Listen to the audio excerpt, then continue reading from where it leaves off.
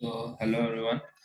Last class में हम लोग पढ़े थे कि आयोनाइजेशन एंथैल्पी का क्या ट्रेंड होता है पीरियोडिक टेबल में, है ना। और उसके बाद आज के क्लास में हम लोग देखेंगे कि क्या एक्सेप्शंस हैं। ठीक है, जो एक्सेप्शंस हैं जनरली क्वेश्चंस वहीं से आते हैं, तो उसको हम लोग यहाँ पे देखेंगे। तो हम लोग क्या पढ़े थे कि जब आयोनाइजेशन एंथैल्पी के बारे में हम लोग पढ़ रहे थे तो हम लोग उसका जनरल ट्रेंड क्या पढ़े थे। उसका जनरल ट्रेंड ये था कि अलोंग द पीरियड, ठीक है, मतलब जब पीरियोडिक टेबल में हम लोग इस तरफ जा रहे हैं, लेफ्ट से राइट की तरफ जा रहे हैं, तो आयोनाइजेशन एंथैल्पी क्या हो रहा है, बढ़ रहा है। ठीक है, आयोनाइजेशन एंथैल्पी को आई से लिख रहे हैं, तो आयोनाइजेशन एंथैल्पी क्या हो रहा है, इंक्रीज हो रहा है। ठीक। और जब डाउन द ग्रुप आ रहा है, डाउन द ग्रुप आ रहा है, तो आयोनाइजेशन एंथैल्पी क्या हो रहा है, आयोनाइजेशन एंथैल्पी डिक्रीज हो रहा है। ठीक है, इसका रीजन भी बता चुके थे हम लोग लास्ट क्लास में। तो अब ये जनरल ट्रेंड हो गया। ठीक है, ये क्या हो गया, जनरल ट्रेंड हो गया। लेकिन जनरल ट्रेंड हो गया मतलब जनरली यदि आपसे किसी ग्रुप में या फिर पीरियड में पूछा जाए तो आप ये बोल सकते हैं कि यदि लेफ्ट से राइट जा रहे हैं हम लोग तो आयनाइजेशन एंथैल्पी क्या होगा, बढ़ेगा। और डाउन द ग्रुप आ रहे हैं तो आयनाइजेशन एंथैल्पी घटेगा। ठीक है, लेकिन ये ट्रेंड कब फॉलो नहीं होगा उसको हम लोग देखेंगे यहाँ पे। ठीक है, तो चलिए देखते हैं। सबसे पहले हम लोग आते हैं, ठीक है, जैसे special cases of ionisation enthalpy में क्या क्या रहेगा उसको हम लोग देख रहे हैं। ठीक है,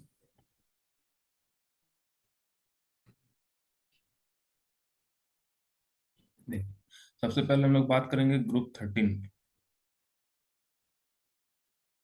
ग्रुप 13, ठीक है, ग्रुप 13 का बात करते हैं। तो ग्रुप 13 में क्या है, इससे इससे पहले क्या बोल रहा है ना कि जो एस ब्लॉक का एलिमेंट है, जैसे एस ब्लॉक जिसमें S1 और S2 ग्रुप आपका आ रहा है, तो इसमें कोई एक्सेप्शन नहीं होगा। ठीक है, इसमें कोई एक्सेप्शन नहीं होगा, ये जनरल ट्रेंड को फॉलो करेगा। ठीक है, जनरल ट्रेंड के अकॉर्डिंग चलेगा।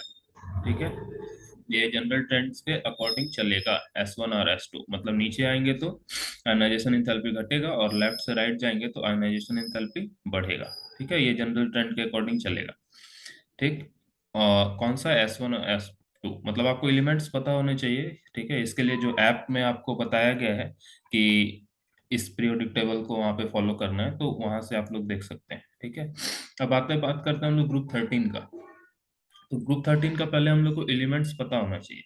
ठीक है, तो इसमें क्या क्या है, बोरोन, एल्यूमिनियम, ठीक है, एल्यूमिनियम बोलते हैं, गैलियम, ठीक है, ये सब एलिमेंट्स हैं यहाँ पे ग्रुप 13 के। ठीक है, तो इसका एटॉमिक नंबर बता देते हैं। एटॉमिक नंबर मतलब नंबर ऑफ प्रोटॉन।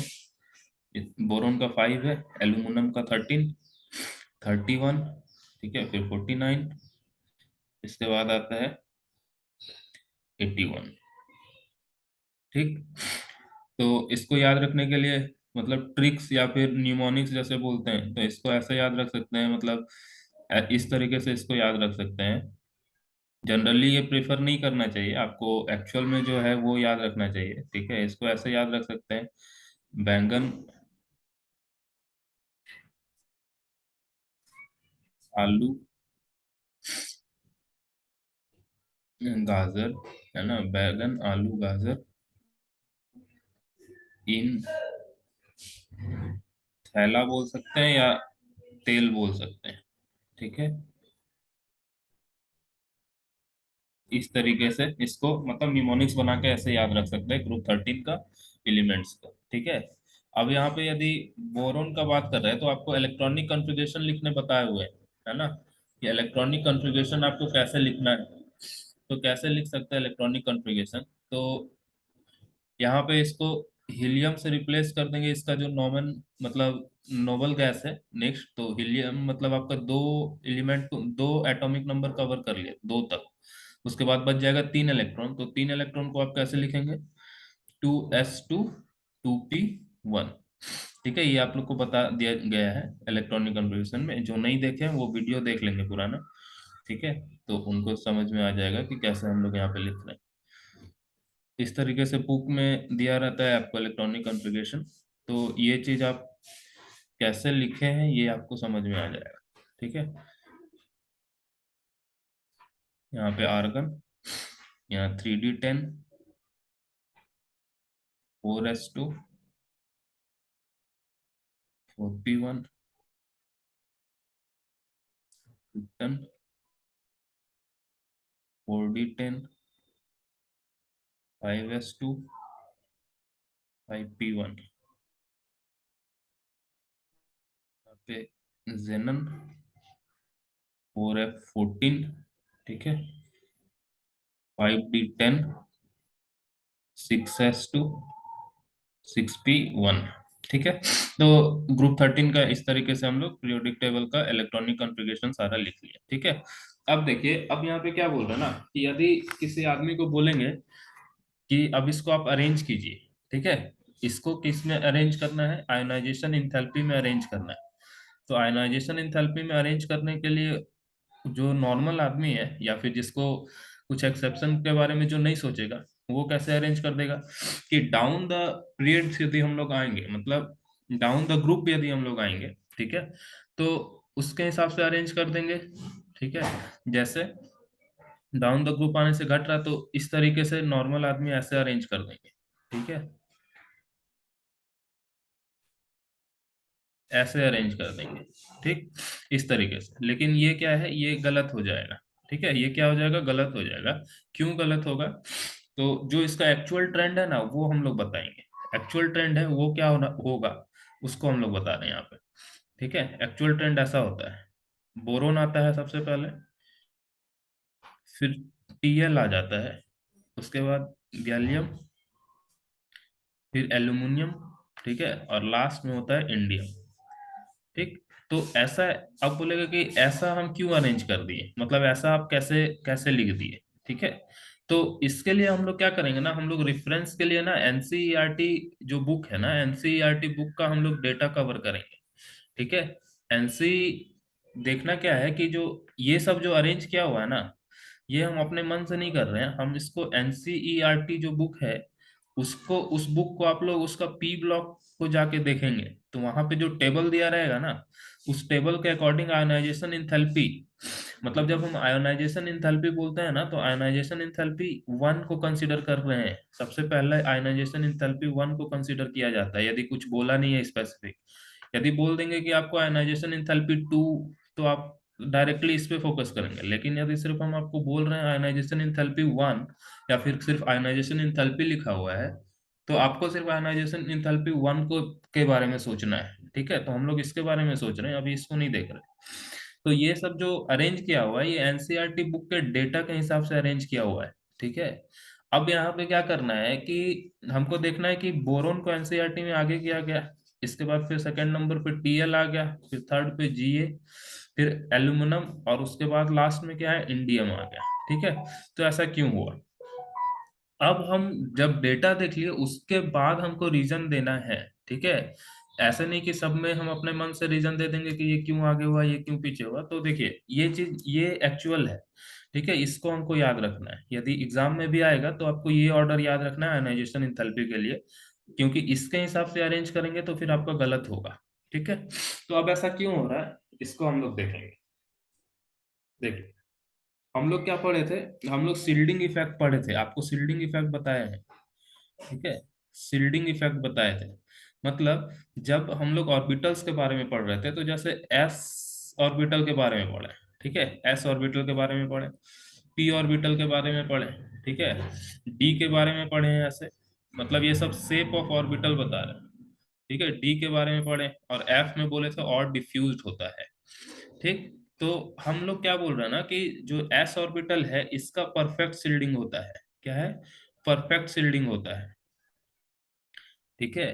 पी का उतना परफेक्ट सील्डिंग नहीं होता है, मतलब इसको बोल देते हैं गुड सील्डिंग, परफेक्ट हो गया, इसको गुड बोल देंगे। यहाँ से डी जहाँ पे आता है उसको पुअर सील्डिंग बोलते हैं, और एफ को बोलते हैं very poor shielding, very poor shielding. तो इसका मतलब क्या है, ठीक है, उसको हम लोग देखते हैं कि सील्डिंग में बोल क्या रहे हैं, एक बार फिर से बता रहे हैं कि बोलने का क्या मतलब है ना, कि देखिए, बोलने का मतलब क्या है कि जैसे हम क्या बोल रहे हैं कि जैसे मेरा ये न्यूक्लियस है, ठीक है, ये क्या है, न्यूक्लियस है, इसके अंदर में क्या है, प्रोटॉन, ठीक है, इसके अंदर क्या है, प्रोटॉन है। अब देखिए यहाँ पे, इसके अंदर में क्या है, प्रोटॉन है। अब यहाँ पे सेल है, ठीक है, ये एक सेल हो गया, ये दूसरा सेल हो गया, ठीक है, ये दूसरा सेल हो गया।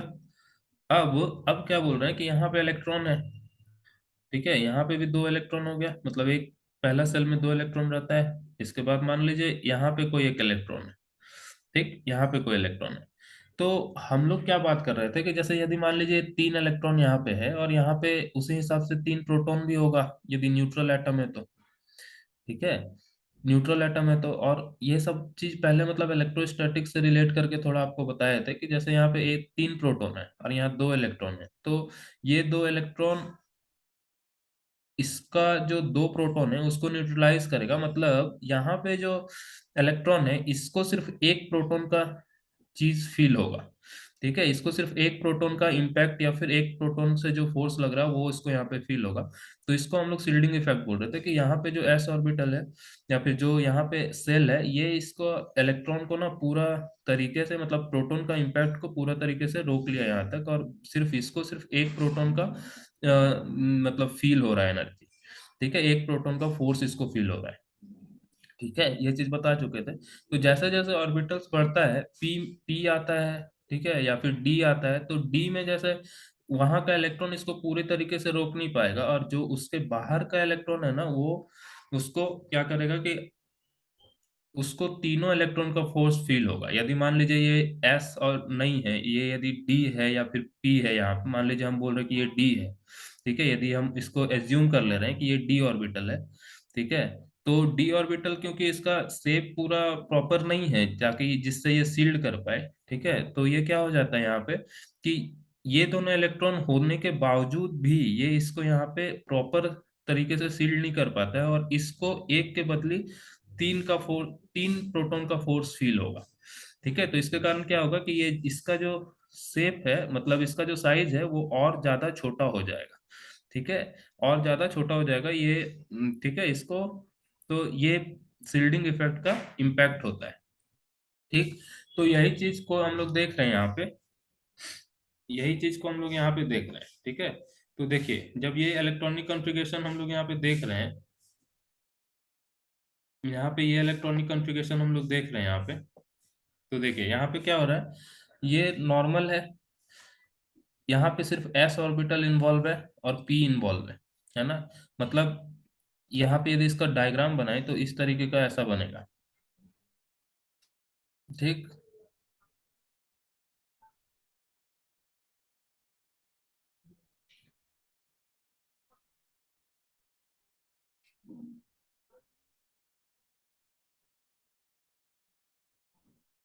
ठीक है, इस तरीके का इसका डायग्राम बनेगा। तो इसके बाद देखें तो यहाँ पे भी एस और पी है, लेकिन जब हम यहाँ पे देख रहे हैं तो यहाँ पे डी ऑर्बिटल इन्वॉल्व है, ठीक है, यहाँ पे क्या इन्वॉल्व हो गया, डी इन्वॉल्व हो गया है, डी ऑर्बिटल इन्वॉल्व हो गया, और यहाँ पे क्या इन्वॉल्व हो गया है, एफ इन्वॉल्व हो गया है, ठीक है।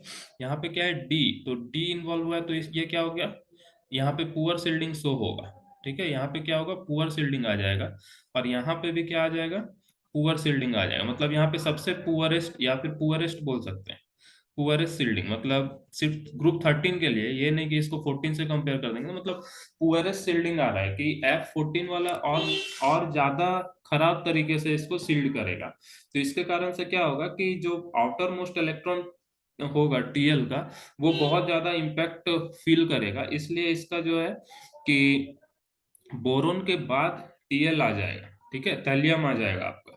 उसके बाद हम लोग का ये गैलियम जो यहाँ पे लिखा 31 नंबर का एलिमेंट, वो आ जाएगा, ठीक है। तो फिर बोलेंगे कि सर यहाँ पे भी तो डी इन्वॉल्व हुआ है, ठीक है, यहाँ पे भी तो डी इन्वॉल्व हुआ है, तो इसको हम लोग पुअर सील्डिंग क्यों नहीं कंसीडर कर रहे हैं। तो हम आपको पहले ही बता रहे हैं कि यहाँ पे जो हम लोग अरेंज किए हैं इसको, ये हम लोग एनसीईआरटी का डेटा के अकॉर्डिंग अरेंज किए हैं, ठीक है।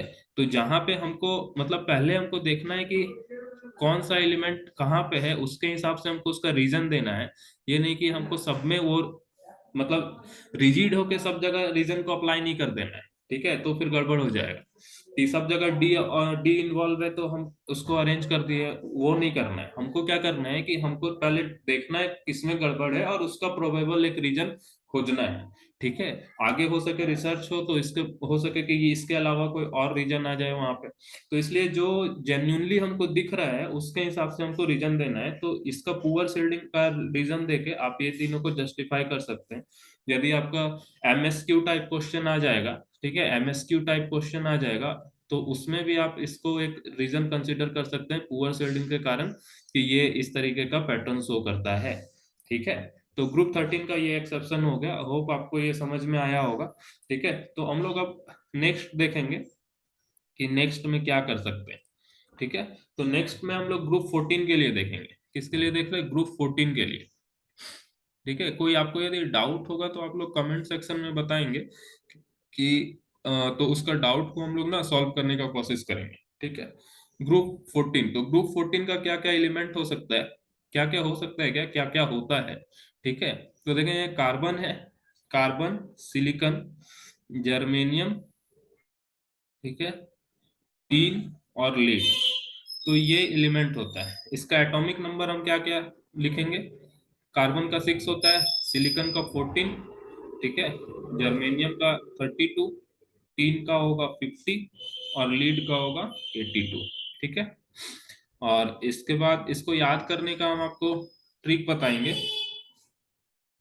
इसको याद करने का आपको ट्रिक बताएंगे, तो वो कैसे होगा देखेंगे।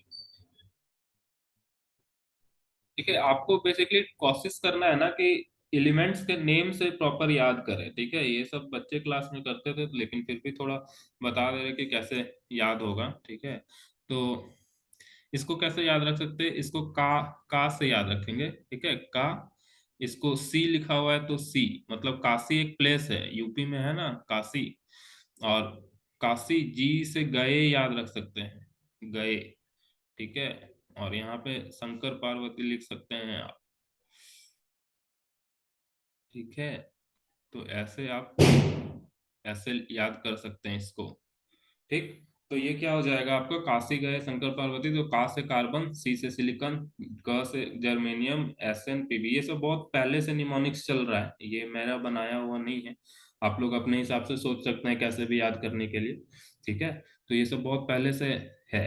तो अब देखिए यहाँ पे, अब इसका इलेक्ट्रॉनिक कॉन्फ़िगरेशन पे थोड़ा फोकस करेंगे।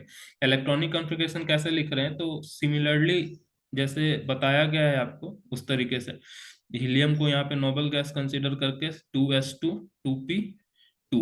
ठीक है, उसके बाद यहाँ पे नियॉन आ जाएगा। ये कैसे होगा? 3s2 3p2। ये कॉन्फ़िगरेशन लिखने बताया गया है पहले भी। ठीक है, तो उसको वहां पे कंसीडर करेंगे कि कैसे लिख रहे हैं कॉन्फ़िगरेशन। उसमें कोई डाउट है तो पिछला वीडियो देखेंगे, लिंक दे दिया जाएगा यहाँ पे। ठीक है,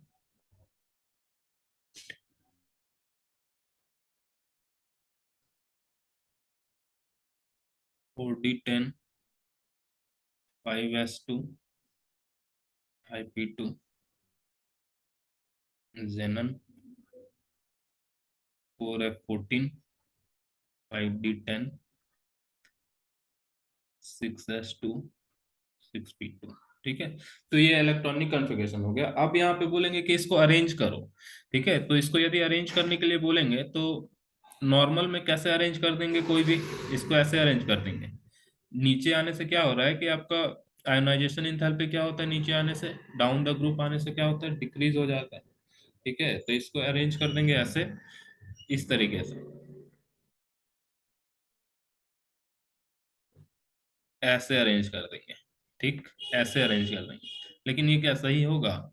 ये सही नहीं होगा। ठीक है, सही नहीं होगा। तो सही क्या होगा? सही इसका जो करेक्ट वाला होगा ना, वो इस तरीके का लिखाएगा। देखिए, ऐसा लिखाएगा। कार्बन ठीक है, सिलिकॉन भी ठीक है, ठीक है, जर्मेनियम भी ठीक है। गड़बड़ कहाँ पे होगा? पीवी में होगा और एसएन में होगा। ठीक, तो ये फिर से आपको बता रहा हूँ कि ये मैं अपने मन से नहीं कर रहा हूँ। ठीक है, ये जो चीज यहाँ पे हो रही है ये एनसीईआरटी बुक के डेटा के अकॉर्डिंग हो रही है। एनसीईआरटी बुक यदि आपके पास होगा या आप डाउनलोड कर सकते हैं एनसीईआरटी के वेबसाइट से। तो वहां पे आपको देखने के लिए मिलेगा कि पीबी का जो आयनाइजेशन एंथैल्पी है ना वो ज्यादा है टीन से। ठीक है, लेड का जो आयनाइजेशन एंथैल्पी है वो टीन से ज्यादा है। बाकी सबसे ज्यादा कार्बन का है, फिर सिलिकॉन का है, फिर जर्मेनियम का है। ठीक है, तो ये सीक्वेंस आपको वहां देखने के लिए मिलेगा। तो और इसका रीजन में सिर्फ आपको यही कंसीडर कर देना है यहाँ पे। P4F है तो यहाँ पे पुअर शिल्डिंग के कारण, ठीक है, पुअर शिल्डिंग के कारण ये आगे आ जाएगा, पीबी आगे आ जाएगा एसएन से। बस ये इतना आपको सोचना है, इससे ज्यादा आपको दिमाग नहीं लगाना है कि क्या है क्या नहीं। ठीक है, तो ये चीज है यहाँ पे।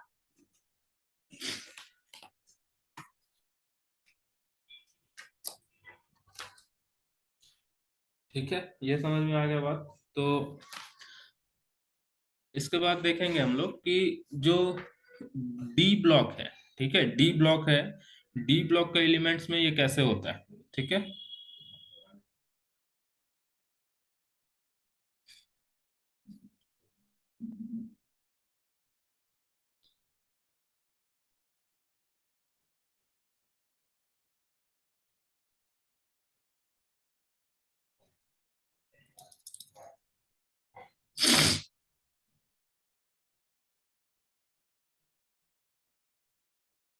तो डी ब्लॉक के लिए जो है ना उसको हम लोग अगले अगले वीडियो में देखेंगे। वो थोड़ा इसको और एक कंसेप्ट उसमें बताना है। ठीक है, डी ब्लॉक के बाद उसके बाद हम लोग उसका जो अलोंग द पीरियड्स जो वेरिएशंस आता है उसको देखेंगे। ठीक है, अलोंग द पीरियड जो वेरिएशन है उसको देखेंगे। और उसके बाद कुछ छोटा मोटा इंपॉर्टेंट ऑर्डर जो है जो एग्जाम में आपका आ सकता है उसको डिस्कस करेंगे। उसके बाद इलेक्ट्रॉन गेन एंथैल्पी के बारे में हम लोग पढ़ेंगे। ठीक है, तो ये वीडियो यहीं तक रहेगा। इसमें दो ग्रुप के बारे में हम लोग पढ़े, डी ब्लॉक के बारे में बताएं, मतलब डी ग्रुप के बारे में बताएंगे। ठीक है, तो इसको यहीं तक रखते हैं।